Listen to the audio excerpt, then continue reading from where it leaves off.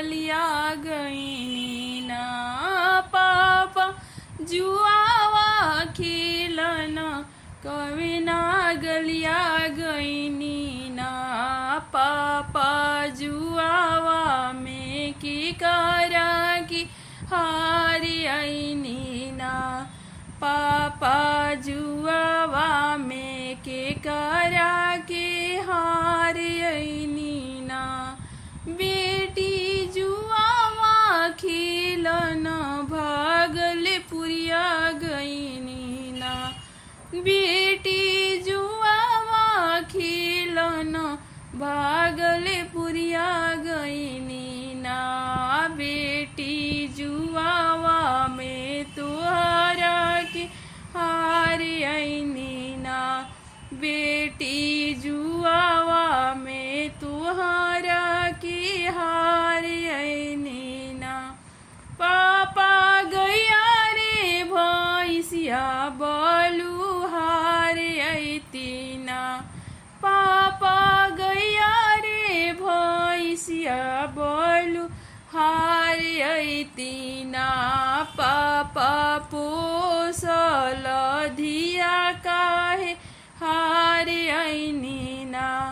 पापा पोसल धिया काहे हार आईनी ना। बेटी गया रे भैंसिया घर के लक्ष्मी है ना। बेटी गया रे भैंसिया घर के लक्ष्मी है ना।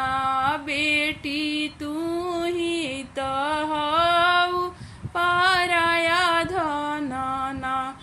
बेटी तू ही तो हऊ पराया धन ना। पापा भैया के काहे ना हार आईनी ना।